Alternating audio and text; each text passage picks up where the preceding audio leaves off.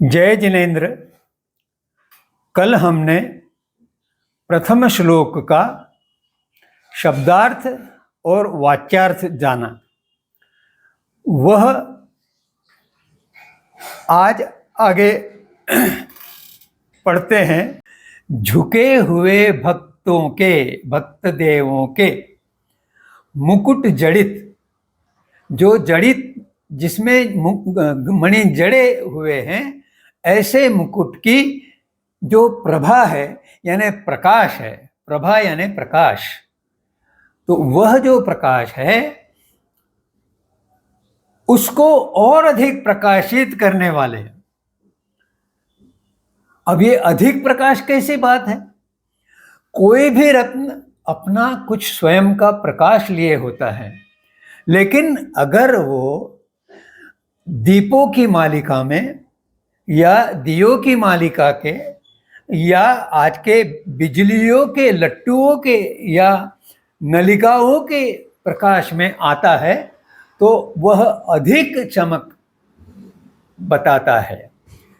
इसी प्रकार जो देवों ने अपने मुकुटों में मणि धारण किए हुए हैं, उन मणियों की छटा या उद्योत और अधिक चमक रहा है, क्योंकि वे आदिकर भगवान को उनके चरणों में गिर के प्रणाम कर रहे हैं। और आदिकर भगवंत का पूरा शरीर ही चमकीला है, क्योंकि वे अब केवल ज्ञान और केवल दर्शन प्राप्त कर चुके हैं। उनके शरीर से कर्मों का संपूर्ण अंधकार लुप्त हो चुका है, समाप्त हो चुका है। इसलिए वे अत्यंत तेजस्वी प्रकाश लिए हुए हैं। सूर्य के समान उनका प्रकाश है। इसलिए जब उस प्रकाश की किरणें मणियों पे गिरती है तो मणि और अधिक चमकीले हो जाते हैं। और अगर मणि का रंग हरा है तो हरा रंग चमकीला दिखेगा। मणि का रंग लाल है तो वह लाल रंग दिखेगा। भगवान के प्रकाश का कोई रंग नहीं है। जो मणि उनके प्रकाश में चमकेगा वही रंग दिखाई देने लगेगा। तो इस प्रकार उन मणियों को प्रकाशित करने वाले और पाप रूप अंधकार के समूह, मैंने ऊपर बताया था कि वितान को डेरा बताया हुआ है, अर्थ डेरा बताया हुआ है। डेरे के नीचे बहुत सारे लोग एकत्रित हो सकते हैं, समूह में उपस्थित हो सकते हैं। इसी प्रकार अंधकार में अंधकार मिलने से वो समूह हो गया। तो इसलिए अंधकार के समूह विभिन्न कर्मों के बंधन बंधे हुए हैं। तो वह आठों प्रकार के कर्मों के जो बंधन है वह भी एक प्रकार से समूह है। तो ऐसे अंधकार के समूह को नष्ट करने वाले और युग के प्रारंभ में यानी अपने अपने युग यानी शासन, हर तीर्थंकर का अपना शासन काल होता है। तो उस शासन के प्रारंभ में, अर्थात जब वे स्वयं तीर्थंकर स्वयं विश्व में उपस्थित है, पृथ्वी धरातल पर उपस्थित है और लोगों को अपना मोक्ष मार्ग का उपदेश कर रहे हैं, उनके युग के प्रारंभ में संसार समुद्र भवसागर में डूबते हुए अपने कर्मों के कारण प्राणियों को, जीव जंतु, मनुष्य, वनस्पति, सभी प्रकार के जीव, ये जो गिरने वाले हैं उनके लिए वे आदिकर आश्रय है, आलंबन है। ऐसे जिनेन्द्र देव को उनके चरण द्वय में, चरणों की जोड़ी में मैं मन काय वचन से प्रणाम करके, यहाँ यह श्लोक समाप्त होता है। मुनि मानतुंग ये कहना चाह रहे हैं, आचार्य मानतुंग ये कहना चाह रहे हैं कि मैं उनको प्रणाम करके, लेकिन यह श्लोक अपूर्ण है, इसका संबंध दूसरे श्लोक से है। कवि जो कवन रचता है उन शब्दों में वह बहुत और अर्थ डालता है, इसलिए केवल वाच्यार्थ या गद्यार्थ समझने से काम नहीं चलेगा। इसलिए हम आज इसका भावार्थ समझने का प्रयास करेंगे। अर्थात रचयिता, कवन का जो रचनाकार है, वह और क्या कहना चाहते हैं उसका हम कुछ टोह लेने का प्रयास करेंगे। पहला शब्द है भक्तामर। अब भक्तामर यानी देव ऐसा कहा गया है, परंतु भक्तामर की अगर हमने विभक्ति की तो वह होता है भक्त और अमर, इन दो शब्दों का संधि। अब भक्त यानी जिसमें मन में भक्ति है, ऐसा व्यक्ति, तो देव या इंद्र भक्तिवान हो सकते हैं, परंतु एक और तो ये कहा गया है कि देव जन्म के पश्चात मनुष्य जन्म मिलने पर ही मुक्ति का मार्ग प्रशस्त हो सकता है। तो फिर देव मरते हैं या नहीं? अमर क्यों कहा गया है इस काव्य में? तो इसका साधा और सरल अर्थ ये है कि जिसकी मृत्यु होती है वो तो मरणशील है, लेकिन जिसकी मृत्यु नहीं होती वो अमर होता है। तब देव या इंद्र ये अमर कैसे हुए? तो उसका उत्तर ये है कि देवों का जन्म नहीं होता, उनका उपपात होता है। उपपात का अर्थ यह है कि जैसे ही देवलोक में उस जीव की आत्मा पहुंचती है, उसी क्षण वह एक चादर के नीचे, एक देव वस्त्र के नीचे युवा रूप में उत्पन्न होते हैं। यानी उनका जन्म नहीं होता, सीधे वे युवा बन के ही वहाँ अवतरित होते हैं एक प्रकार से, इसलिए उसे उपपाद कहा गया है। और जब जन्म नहीं हुआ तो उसकी मृत्यु नहीं है, इसलिए वो अमर हो गए। फिर प्रश्न उठता है कि फिर मनुष्य जन्म वो कैसे लेंगे? तो उसका वर्णन इस तरह से बताया गया है कि अपनी उस देवलोक की आयु समाप्ति पर वे देवलोक का त्याग करके पृथ्वी तल पर च्यवन करते हैं, इसलिए उनकी मृत्यु होना नहीं कहा गया।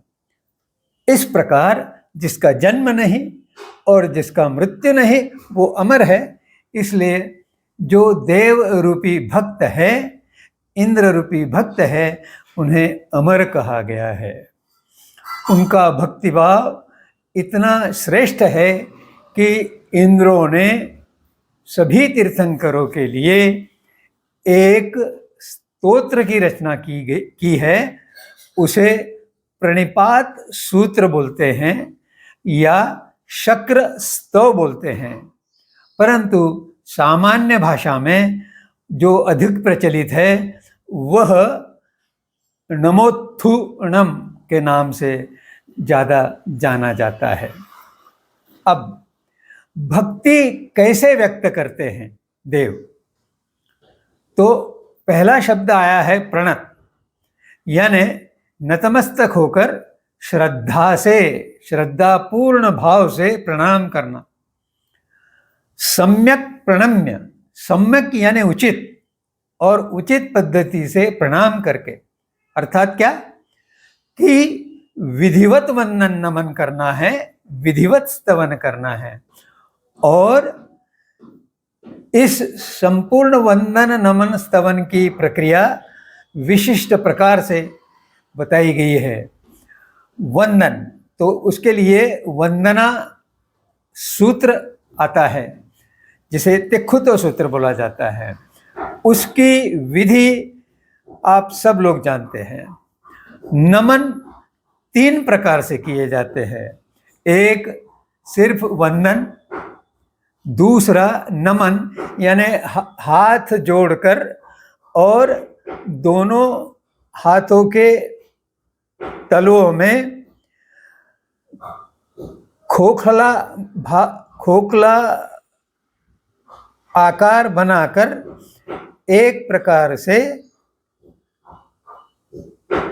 कमल पुष्प की कलिका की तरह या नारियल की तरह आकार में यह वंदन की, नमन की मुद्रा बनती है। और फिर इसे मस्तक के केंद्र में जोड़ा जाता है और झुककर नमन किया जाता है। और तीसरा प्रकार है शीश झुकाकर, अर्थात चरणों में शीश स्पर्श कर कर नमन करना। तो यह भी विधि समझ में आ गई। और स्तवन करते समय संपूर्ण स्तवन में नमन की मुद्रा या मुक्ताशुक्ति मुद्रा धारण करके फिर संपूर्ण स्तोत्र का गायन करते हुए स्तुति करना है। इस प्रकार इंद्र या देव अपना शक्रस्तव का प्रस्तुतिकरण करते हैं। जिन पाद युग यानी जिनके दोनों पैरों में समर्पण करते हुए, स्पर्श करते हुए, सिर साष्टांग नमस्कार करते हुए समर्पण भाव से देव भक्तिगान करते हैं। और उनके वैभव की क्या कहना। उनके सिर पे रत्नों से जड़ित मुकुट उन्होंने धारण किया हुआ है और उन रत्नों की प्रभा यानी विशिष्ट प्रकाश फैला हुआ है। यहाँ चंद्र और सूर्य की उपमा देने का मोह संवरण नहीं हो रहा। सूर्य अपने आप तेजस्वी है, लेकिन चंद्र सूर्य के किरणों को परावर्तित करता है। इसी प्रकार देवों के रत्नों की प्रभा अपने आप से नहीं है, वह प्रभा भगवान के अपने ज्ञान प्रकाश के कारण है। तो एक प्रकार से तीर्थंकर भगवान सूर्य हुए और देवों के जो रत्न हैं वे चंद्र हुए, क्योंकि सूर्य का प्रकाश ही वह परावर्तित कर रहे हैं। इसे जैन दर्शन की भाषा में कहें तो रत्न मात्र पुद्गल है, पत्थर है, उसमें रंग अवश्य है, लेकिन वह अचेतन है।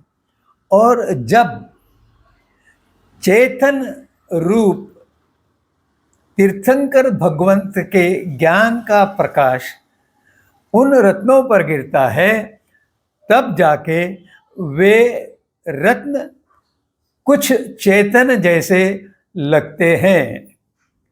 आधुनिक विज्ञान के क्वांटम मैकेनिक्स में इसका इसी प्रकार से कुछ वर्णन किया हुआ है कि वस्तु हम देखे या न देखे वहाँ पर होती है, लेकिन हम जब देखते हैं तो उसकी रचना में कुछ इस तरह से परिवर्तन हो जाता है, तब वह हमें दिखाई देती है।